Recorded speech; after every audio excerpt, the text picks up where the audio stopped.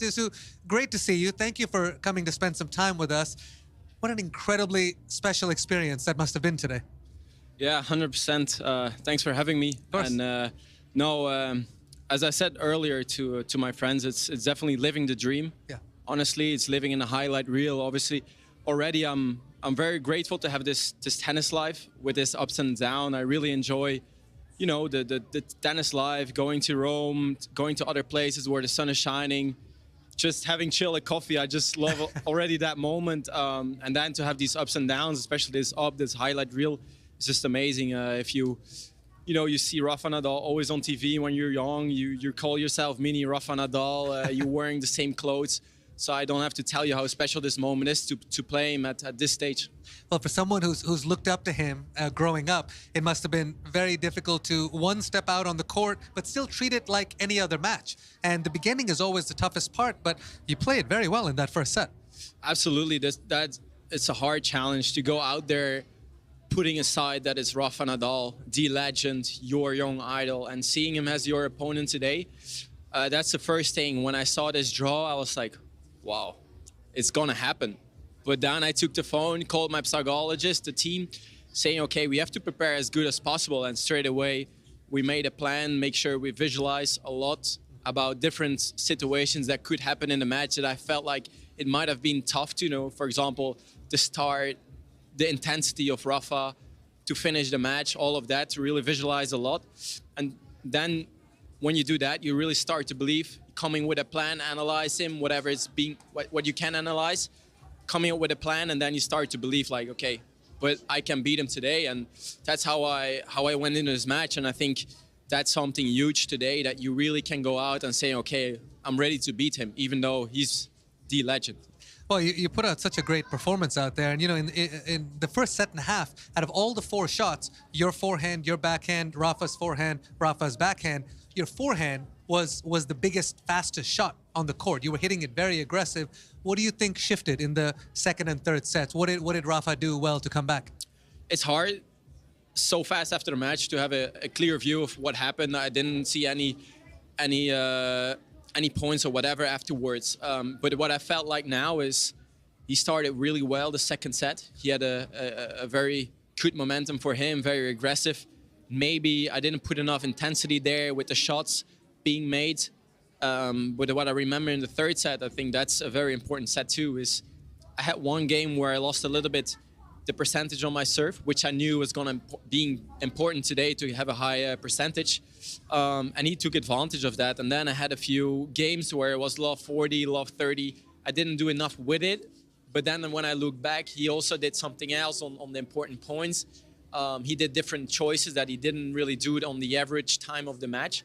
So he surprised me a little bit, and maybe, you know, he deserved more of not giving me that break than me saying, okay, I did wrong things.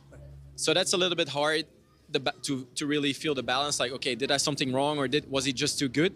That's what I have to see afterwards. But I think eventually this match is just being made on a few points.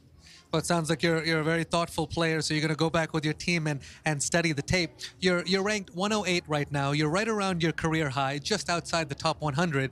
But events like this, which no doubt with your tennis you're going to eventually be playing all the time, they're very special. And to be able to play on the center court here against a player like Rafa, it's not every day that this happens. Adjusting from some of the smaller events. You've played very well, by the way, in the Challenger events. You made the final in Sarasota. You won in Tallahassee. Congratulations on all the great tennis.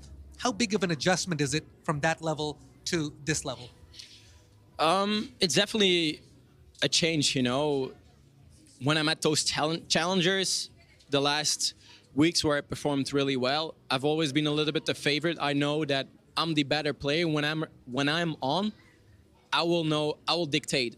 It will depend a little bit on me. So that's a whole different intake in the matches. And when you're coming here, first round is still a little bit, I'm the higher ranked player, but from second round quals, I'm playing Shang, who's a very talented player, and you know already, okay, this is going to be a tough battle.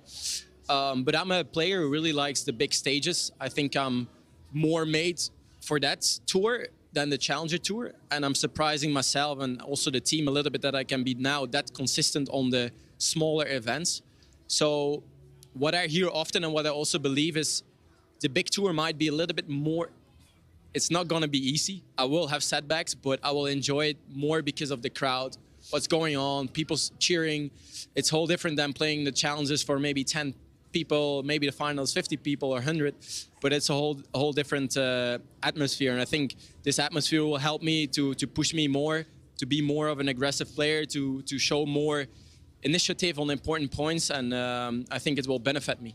Well, you showed us a wonderful performance out there. You're here talking to me about visualization and your dreams to be able to bring that to fruition. So we got you on TV right now on Tennis Channel. So tell us a big dream that you have that you're chasing on the tennis tour. What is a huge dream for you?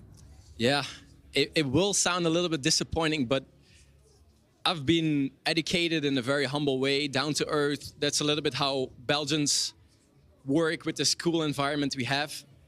But if I tell at school when I'm 7 years old, I want to be top 100, Yeah. people are looking like, who do you think you are? It's whole different than America. In America, they support it. They say, wow, great, man. You have a vision, you have a plan. In Belgium, it's whole different. So this top 100 has always been a huge goal for me. And it's still my huge goal. And I'm this close. And I hear often, Zizou, it's time to push your goal, your further goal. But I said, no, I just want to if I reach the top 100, I want to take it all in. I want to enjoy the moment as much as possible. It's been a huge goal since I'm probably 7 years old, being conscious about tennis. So whenever this is going to happen, it's going to mean the world to me, to my family, to my grandfather. So yeah, I just want to take it all in whenever it happens, and then we will see. I'm for sure a guy who always wants more. I'm not going to stand still, so I probably will have a new goal whenever I have it, because that's how we work as elite athletes. You always want more, you set new goals, so I'm not worried that it's not going to happen, but I just want to enjoy it whenever it's there. Well, look, the good news is top 100 is right around the corner for you. Right around. So you're going to reach that goal. You're going to inspire all those kids that don't think that they can do it. And do us all a favor. Once you get there, make sure you set the goals higher, because the way you played today, you can certainly go much higher than that. Thank you. That's very kind words of you. Zizou Bergs, ladies and gentlemen.